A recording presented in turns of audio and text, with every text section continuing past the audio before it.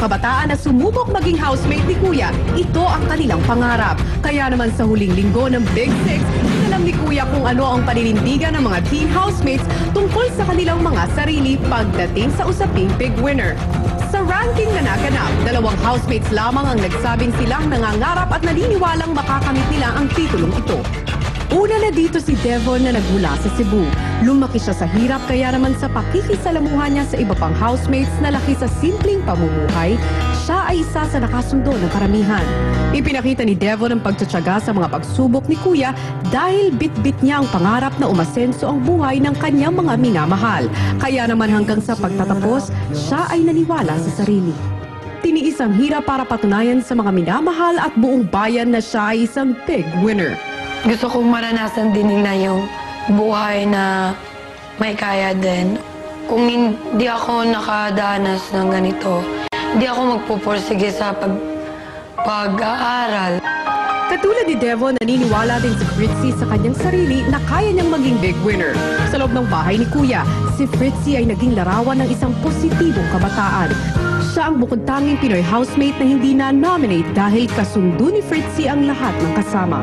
Kapag ang iba ay nasasangkot sa pagchichismisan, mas pinili ni Fritzy ang tignan ang kabutihan sa mga kasamahan. Maski lumaki sa komportableng pamumuhay, sa huli ay pinatunayan ni Fritzy na kaya niyang tiisin ang hirap at pagsubok alang-alang sa kanyang pangarap na maging big winner.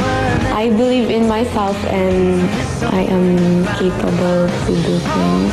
Iba ng 2 babae, ang mga natitirang 4 na lalaking teen housemates ay hindi naniwalang sila ay magiging isang big winner. Bagay na nais bigyang pansin ni Kuya sa huli niyang pagsubok dahil sa mga katangiang nakita niya sa bawat isa. Mula sa Estados Unidos ay nakipagsapalaran mag-isa sa Pilipinas si Ivan.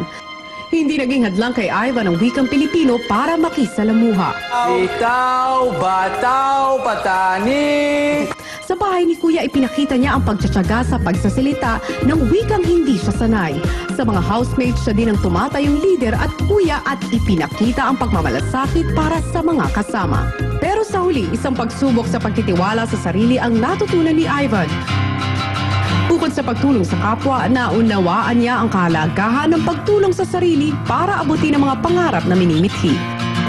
I want to be given the chance to prove myself. Prove that I'm worthy to become the big winner. Sa una ay naging tahimik ang Australianong si James pero unti-unti ay lumabas ang kanyang saya sa pakikisalamuhan niya sa mga kasama. Ipinakita niya ang iba't ibang talento na nagpahanga sa marami. Pero muntik na rin magwakas ang kanyang pananatili sa bahay nang siya ay magkasakit.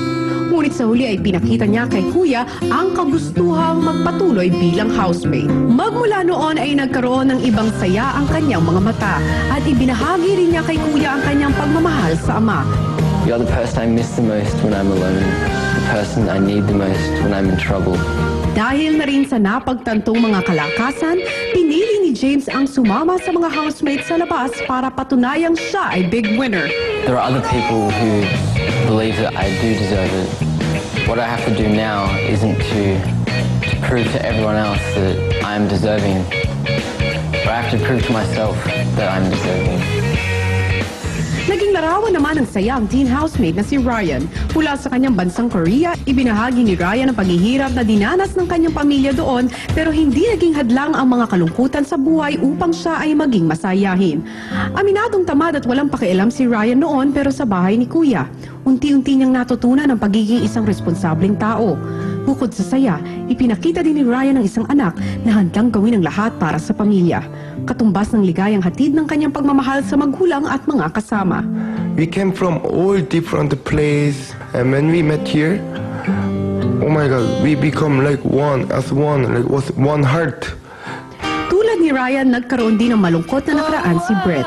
Pero nang lumipat siya sa Pilipinas, nagkaroon siya ng bagong buhay. Sa bahay ni Kuya, ipinakita niya ang isang housemate na nagpapahalaga sa mga kasama. Pagdating sa pamilya, ama at ang kanyang lola ang sa kanya ay bida. Bukod sa pagbabahagi ng talento sa musika, si Brett din ang isa sa mga housemates na matibay ang paninindigan. At sa huling pagsubok ni Kuya, matibay siyang naniniwala na bagamat hindi niya niluklok ang sarili niyang maging big winner, ay napatunayan niya ang kakayahan ng sarili. But if you believe that you've done everything and that you've made it this far, and that you've proven to the Philippines, to your parents, to everyone, even yourself, that there would be no reason to have to do anything else. Matapos ang huling pagsubok ng mga housemates, ipinahiwatig sa kanila ni Kuya ang kahalagahan ng pangangarap ng mataas. Ang mga pangarap ninyo ay nagbibigay sa inyo ng dahilan para mabuhay. At sa gabing ito, abot kamay na ng Big Six ang minimithing pangarap. Isa kina Brett, Devon, Fritzy, Ivan, James at Ryan ang dadating sa rurok ng tagumpay. Malalaman na ang big winner ng sambayanan dito lang sa Pinoy Big Brother Teen Clash of 2010. Unite at the Big Night!